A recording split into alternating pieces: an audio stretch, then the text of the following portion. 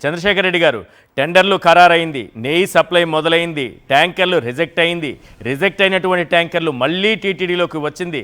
అన్నీ చంద్రబాబు నాయుడు గారి హయాంలోనే జరిగితే మరి వైఎస్ఆర్సీపీ ఎందుకు బాధ్యత వహించాలి? ఇదే విషయం గురించే మాట్లాడడం కూడా జరుగుతూ ఉంది. వారి దగ్గర ఎలాంటి సమాధానం చెప్పే పరిస్థితి లేదు.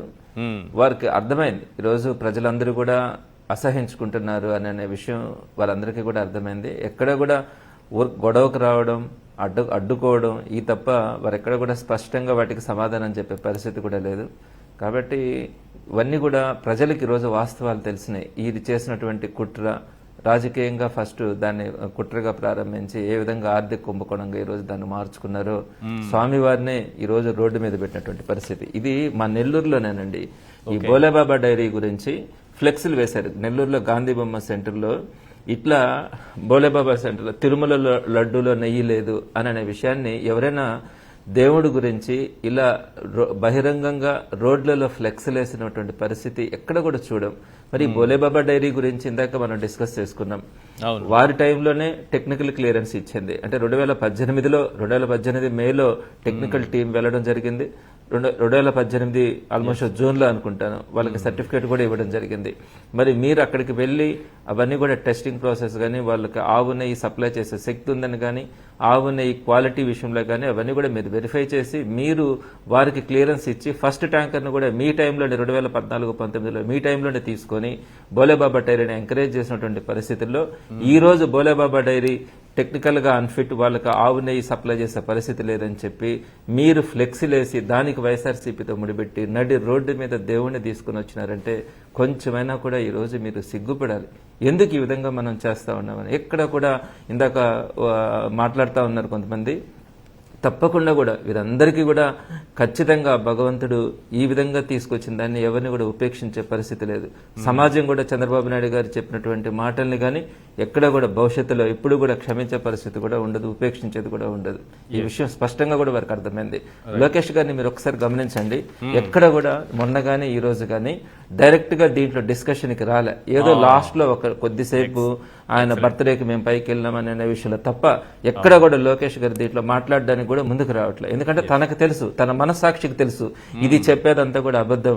ఆ రోజు వారి తండ్రి గారు ఏ విధంగా దాన్ని మిస్లీడ్ చేయడానికి ప్రయత్నించినని తెలుసు. కాబట్టి లోకేష్ గారు ఎక్కడ కూడా దీని గురించి మాట్లాడడానికి కూడా ముందుకు రాని పరిస్థితి మనం చూస్తా ఉన్నాం. రైట్. రామ్నాథ్ గారు, నా అబ్జర్వేషన్ కూడా అదే. ఇది వరకు కూడా మనం ఈ అంశాన్ని చర్చించినట్టున్నాము. లోకేష్ ఎందుకో మనం చూస్తే 9 మంది నాయకులు 3 పార్టీలకు సంబంధించి ప్రెస్ మీట్ పెట్టినప్పుడు కూడా మాట్లాడలేదు. అసెంబ్లీలో చర్చ సందర్భంగానూ మాట్లాడలేదు. ఇప్పుడు మండలిలో కూడా చాలా సైలెంట్గా ఉంటున్నారు. ఈ రోజు ఏదో మాట్లాడాలి కాబట్టి అలా లేచి ఒకసారి అలా అరిచి కూర్చున్నట్టుగా కనిపిస్తుంది.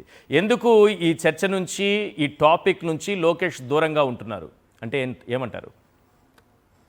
ఇప్పుడు నారా లోకేష్ గారే కాదు, ఈ మధ్య చంద్రబాబు నాయుడు గారు, పవన్ కళ్యాణ్ గారు కూడా వదిలేశారు ఈ టాపిక్ ని. శాసన మండలికి చంద్రబాబు నాయుడు గారు, పవన్ కళ్యాణ్ గారు రావచ్చు కదా, రాలేదు.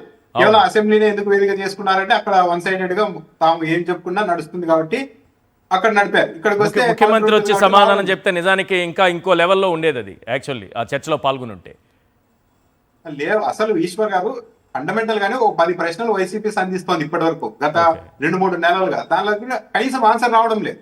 ఇప్పుడు బయట చెప్పచ్చు కదా, ఎక్కడా చెప్పడం లేదు. అంటే కనీస స్థాయిలో ఆన్సర్ చెప్పే పరిస్థితుల్లో కూడా తెలుగుదేశం పార్టీ లేదు అన్నది చాలా క్లియర్ గా అర్థమవుతుంది. మీరు గమనించే ఉంటారు, గత ఒక 2 వారాల నుంచి ఒక తెలుగుదేశం పార్టీకి అనుకూలమని పేరున్న టీవీ ఛానల్లోనే యాంకర్ గా చర్చా కార్యక్రమం నిర్వహిస్తున్న సీనియర్ జర్నలిస్ట్ గారే చాలా అసహనానికి గురవుతున్నారు. ఈ తిరుమల లడ్డూకి సంబంధించిన చర్చ పెట్టకూడదు అని రోజు అనుకుంటున్నాను, కానీ వైసీపీ వాళ్ళు రోజు అక్కడ నుండి కౌంటర్ వేస్తున్నసరికి ఏం చేయాలి పెట్టగా అని అంటున్నారు. అంటే వీళ్ళు ఎప్పుడైతే ఈ బోలే బాబాకి సంబంధించి కావచ్చు, ఈ వైష్ణవి డైరీ, సంగం డైరీ, హెరిటేజ్ ఇవన్నీ లింకులు రాకముందు వరకు వాళ్ళు యథేచ్ఛగా నడిపేశారు. అప్పుడు భక్తుల మనోభావాలు, శ్రీవారి ఆలయ ప్రతిష్ట మీద డిబేట్ తప్పు అనేది కనిపించలేదు. ఎప్పుడైతే ఈ అంశాలన్నీ వెలుగులోకి వచ్చి తెలుగుదేశం పార్టీ డిఫెన్స్ లో పడిందో అప్పటి నుంచి అసలు ఈ చర్చ వద్దనుకుంటున్నాం. కానీ ఇక్కడ చంద్రబాబు నాయుడు గారి మనోభావం ముఖ్యం కదా. అక్కడైతే భక్తులు ఏదైనా మాట్లాడేస్తాం మన ఇష్టం. ఇప్పుడు హిందాపూర్ లింకులు బోలే బాబా లింకులు మాట్లాడితే మనకి చంద్రబాబు నాయుడు గారి మనోభావం ముఖ్యం కదా భక్తుల మనోభావాల కంటే. ఇప్పుడు ఈశ్వర్ గారు మీరు ఒక వారం పాటు లడ్డు మీద డిబేట్ పెట్టకపోతే అమ్మ సాయిరామ్ అని చెప్పి తెలుగుదేశం పార్టీ వాళ్ళంతా రిలాక్స్ అవుతారు. కానీ ఇక్కడ నుండి పెట్టుకునేసరికి దాని కౌంటర్ ఇప్పుడు ఏంటంటే ఒక ప్రిస్టేజ్ ఇష్యూగా మారిపోయింది. ఎవరు ముందు ఆపాలి అనే దాని మీద తెలుగుదేశం పార్టీ మొదలు పెట్టింది. నాకున్న సమాచారం ఏంటంటే ఆల్రెడీ ఓ సెక్షన్ ఆఫ్ మీడియాకి కొంత ఇన్స్ట్రక్షన్ వెళ్ళిందంట, ఇక పెట్టకండి, ఆపేస్తున్నాం మనం లడ్డు విషయం పైన చర్చలే పెట్టకండి అని.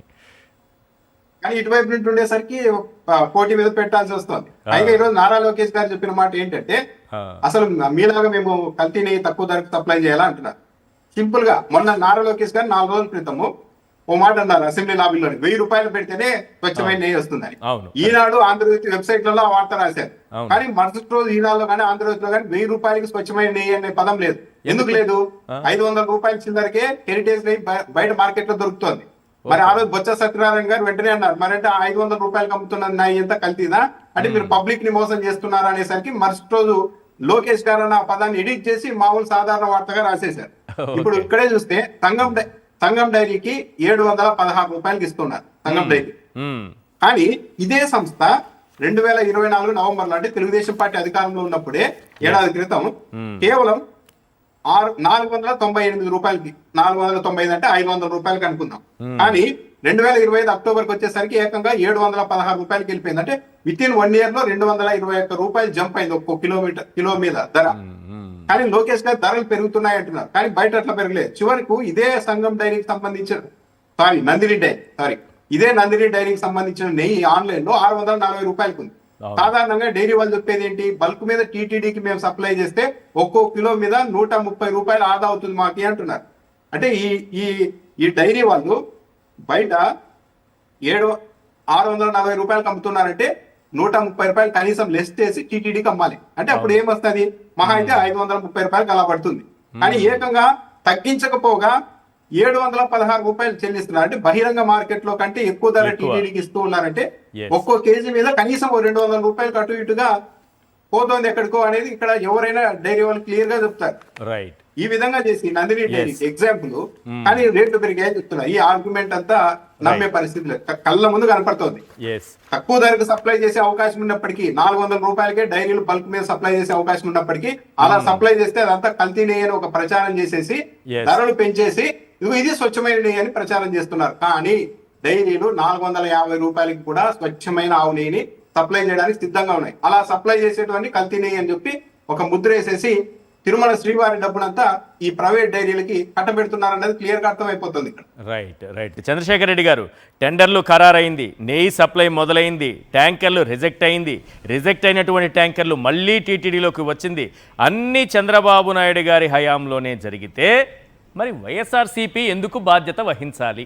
థ్యాంక్ యూ సార్ రామ్నాథ్ గారు వాళ్ళ చర్చలో పాల్గొన్నందుకు. పర్వతిరెడ్డి చంద్రశేఖర్ రెడ్డి గారు thank you so much sir చర్చలో జాయిన్ అయినందుకు. యానాదయ్య గారు థ్యాంక్ యూ అండి. ఇది వాళ్ళ చర్చా కార్యక్రమం. చూస్తూనే ఉండండి సాక్షి టీవీ.